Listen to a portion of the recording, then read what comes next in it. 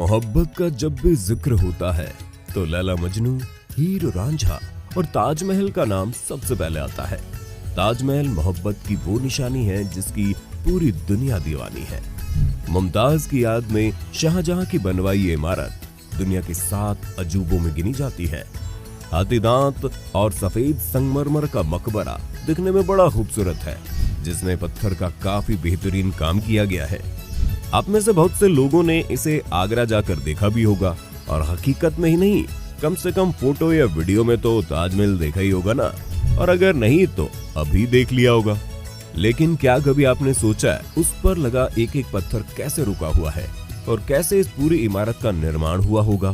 क्योंककि आज की बड़ी बड़ी इमारतें और बड़े बड़े पुल जो कि मजबूत सीमेंट से बनते हैं और फिर वो ढेर हो जाते हैं, तो फिर 1668 में बना हुआ ताजमहल आज तक कैसे टिका?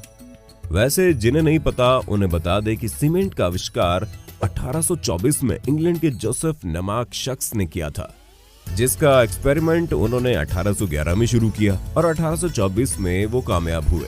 पहली सीमेंट उन्होंने बनाई थी जिसका नाम पोर्टलैंड सीमेंट था। तो फिर 1631 में जब ताजमहल का निर्माण शुरू हुआ तब तो सीमेंट के बारे में कोई जानता भी नहीं था। तो फिर आखिर कैसे उसे बनाया गया, वो भी इतनी मजबूती से कि आज तक वो तटस्थ खड़ा है? क्या हुआ, सोच में पड़ गए? कोई बात नहीं, हम बताते हैं ना, लेकिन वीडियो को बिल्कुल स्किप मत करना। तो चलिए शुरू करते हैं। ताजमहल की कहानी ज्यादातर लोगों ने सुनी ही है कि ये शाहजहां ने अपनी तीसरी बीवी मुमताज की मोहब्बत में बनवाया था, और जमाने में इसे बनवाने में करीब 3 करोड़ की लागत आई थी।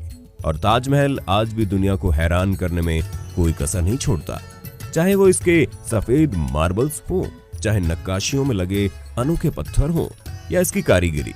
और आज हम इसकी कारीगरी पर ही बात करेंगे। लकड़ियों से बनी हुई ताजमहल की नींव।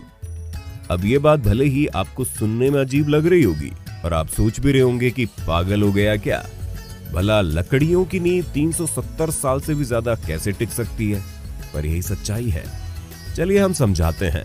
इस लकड़ी की नींव में सबसे बड़ा रोल यमुना का है। जी हाँ, जिस तरह से शाहजहां मुमताज के बिना अधूरे है, उसी तरह यमुना के बिना ताजमहल बेकार है। इसलिए नहीं कि यमुना नदी इसे खूबसूरत व्यू देती है, बल्कि इसलिए क्योंकि बिना यमुना के ताजमहल का कोई वजूद नहीं रहेगा और वो गिर जाएगा। जी हाँ, सही सुना आपने। असल में ये सारा खेल उसी लकड़ी का है। दरअसल वो लकड़ियां इबोनी यानी आबनूस के पेड़ की लकड़ियां हैं। आबनूस की लकड़ी एक तरह से पत्थर की तरह होती है, जो आम लकड़ियों की तरह पानी पे तैरते नहीं बल्कि डूब जाती हैं।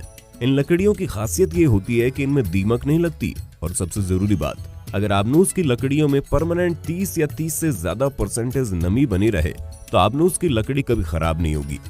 ताजमहल के केस में भी यही है। नींव में लगे होने के कारण इन लकड़ियों का यमुना के पानी से पर्याप्त मात्रा में नमी पहुंचती रहती है, और यही कारण है कि लकड़ियां पत्थर से भी मजबूती से जमी हुई है। और इसलिए ही ताजमहल अभी तक टिका हुआ है, क्योंकि उसके किनारे यमुना नदी है।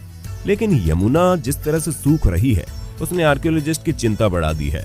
उनका मानना है कि जिस दिन यमुना का पानी ज्यादा कम हो जाएगा उस दिन लकड़ियों में नमी का स्तर 30% से कम हो जाएगा और ताजमहल गिर जाएगा।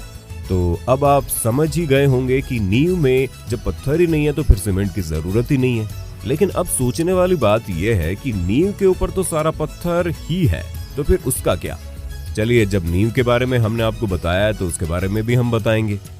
जब बात हो रही है सीमेंट के बिना इतना मजबूत ताजमहल कैसे बना, तो पहले थोड़ा सीमेंट का इतिहास जान लेते हैं। सीमेंट को सबसे पहले बनाने का श्रेय इंग्लैंड के जोसेफ एस्पिन को दिया जाता है, जिन्होंने सबसे पहले 1824 में पोर्टलैंड सीमेंट के लिए एक पेटेंट लिया था। वो सन 1811 में सीमेंट बनाने के लिए एक्सपेरिमेंट में लग गए, और 13 साल की कड़ी मेहनत के बाद 1824 में उन्होंने दुनिया का सबसे पहला सीमेंट बना डाला, जिसका नाम था पोर्टलैंड सीमेंट। अब सीमेंट तो 1824 में आया था और ताजमहल का निर्माण 1631 में शुरू हुआ था, यानी करीब 193 साल पहले। तो फिर कैसे चिपकाए गए थे संगमरमर के पत्थर? आजकल तो मार्बल चिपकाने के लिए कई तरीके मौजूद हैं, जिनके जरिए संगमरमर के पत्थरों को चिपका दिया जाता है। हालांकि उस वक्त पत्थरों को चिपकाने के लिए या आधारशिला बनाने के लिए खास तरह का मटेरियल तैयार किया गया था, और ऐसा नहीं था कि ताजमहल में सिर्फ संगमरमर ही इस्तेमाल किया गया था। उसके कंस्ट्रक्शन में बहुत सारे सेमी प्रेशियस स्टोन जैसे अकीक, येमेनाइट, फिरोजा, लजवाड़, मूंगा, सुलेमानी, लेसेनिया का इस्तेमाल हुआ था। इसके अलावा कुछ अल्ट्रा रेयर स्टोन्स भी ताजमहल में इस्तेमाल हुए थे।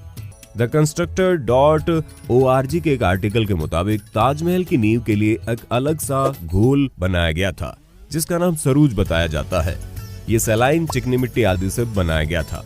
इसके साथ ही ताजमहल का निर्माण हुआ और इसकी मदद से इतनी पकड़ हो गई कि आज कई सालों बाद भी ताजमहल भूकंप, तूफान, बारिश, धूप, गर्मी, सर्दी का मुकाबला कर रहा है। ये इतना मजबूत है कि भूकंप भी ताजमहल को गिरा नहीं सकता। दोस्तों, ये बात थोड़ी साइंटिफिक है लेकिन इंटरेस्टिंग भी, कि कोई भारी भूकंप भी ताजमहल को नहीं गिरा सकता। ताजमहल सिर्फ प्यार का प्रतीक और सफेद संगमरमर की एक खूबसूरत इमारत ही नहीं, बल्कि मुगल काल के सिविल इंजीनियरिंग का एक बेहतरीन नमूना भी है। अगर आपने ताजमहल को गौर से देखा होगा तो एक बात आपने नोटिस की होगी कि मेन बिल्डिंग के चारों तरफ बने हुए चारों मीनार आपस में परफेक्टली परपेंडिकुलर नहीं है, जिसका मतलब ये है कि वो स्ट्रेट नहीं खड़ी है और ऐसा जानबूझकर किया गया था। उन मीनारों को थोड़ा सा झुका दिया गया ताकि अगर कोई भूकंप आता है तो वो चारों मीनार मेन बिल्डिंग से दूर गिर जाएं और इस तरह भूकंप के सारे झटके मेन बिल्डिंग तक पहुंचने से पहले ही इन मीनारों में अब्जॉर्ब हो जाएंगे और इस तरह से मेन इमारत पर भूकंप का कोई असर नहीं होगा और वो सुरक्षित बच जाएगी। और आखिर में एक बात ये भी जान लो कि शाहजहां ने किसी भी मजदूर के हाथ नहीं कटवाए थे। ये महज एक अफवाह है और कुछ नहीं। आपको ताजमहल के बारे में कुछ और इंटरेस्टिंग बात पता है तो हमें कमेंट करके बताइए, फिर चाहे वो सच हो या झूठ हम देख लेंगे।